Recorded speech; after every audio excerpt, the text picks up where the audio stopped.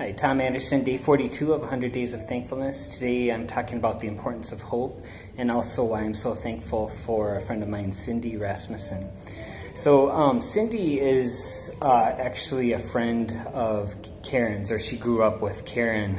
And I mentioned earlier how Karen, even though she had never accepted Jesus into her life, she was surrounded by all these Christian friends. Well, Cindy Rasmussen is one of them, as is Cindy Boyd, who I had talked back when I was talking about the importance of limiting your sugar consumption.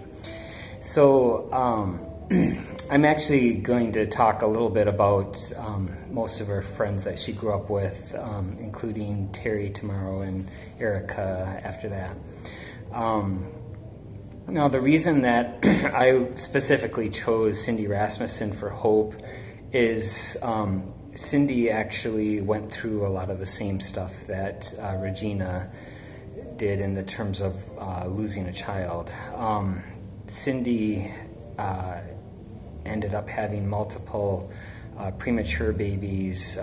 One of them survived, that's Joey, but the other ones didn't make it. And then she's also had miscarriages and that sort of thing. So Cindy is, through all the trials that she's been through, in the end, they do have, a happy ending where, she had a surrogate carrier, so they ended up getting 2 more girls from that, and then they also adopted 3 children, 2 boys and a girl. So now they're kind of a Brady Bunch family, 3 boys, 3 girls. But she, one of the things she does is she offers hope through her writing. Cindy is an accomplished author. She's been, I actually have something that she wrote here, but she's been, published in Focus on the Family's Thriving Family Magazine, Twins Magazine, and Adoption.com. This is one of the things that, this is an article she wrote on her blog. And it's called Jacob's Last Days. This is part 6, so I'll provide a link in case you guys are interested in parts 1 through 5. But she writes, on this day, January 21, 11 years ago, so she wrote this 3.5 years ago in January of 2012.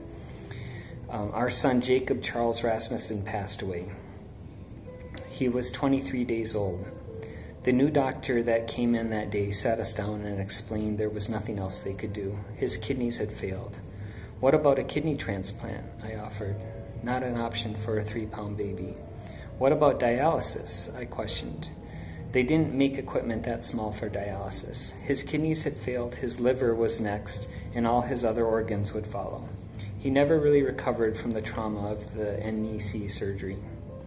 He had too many strikes against him, too many things that needed to heal. It was time to let him go. I went to the hospital chapel and got on my knees and pleaded with God, pleaded with him to save my baby. This was it. I'm serious, God. I know you can work miracles. This is his last chance. But I knew if God wanted to work a miracle to save Jacob, he would have already done it. His plan was to take him to heaven. Our family was there. We had our own private room. The first time I held baby Jacob was the last time I held him. We got to hold him and snuggle with him and take some photos. He no longer looked like himself due to his condition, but as his mother, he was beautiful to me. I counted his toes and held his hand, marveled at his tiny fingernails. How could it be time for you to go? How are my arms not the best place for you? How can this be? Walking out of that hospital empty-armed, knowing we had no reason to return, was one of the hardest things I have ever experienced. Leaving him behind, knowing he wasn't really there anymore, was unbearable. A mother's grief is unmeasurable.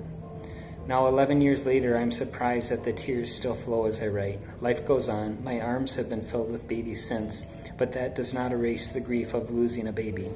The grief is less. After I lost Jacob, I never thought I would feel joy again.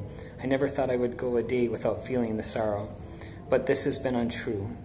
I have felt joy like I never thought possible. Over time, my heart has healed. I don't think of my losses daily anymore.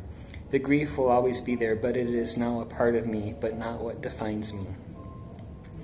I don't know why God put us through that and allowed Jacob to die. I have come to terms that I probably will never know, but maybe I don't need to know. What I do know is that I allowed myself to love a baby I knew I may never be able to keep, and every moment of it was worth it. Every book I read to him, every song I sang, I was his mother and he was my son, even though our time together was short. Someday we will be reunited in heaven and pick up where we left off.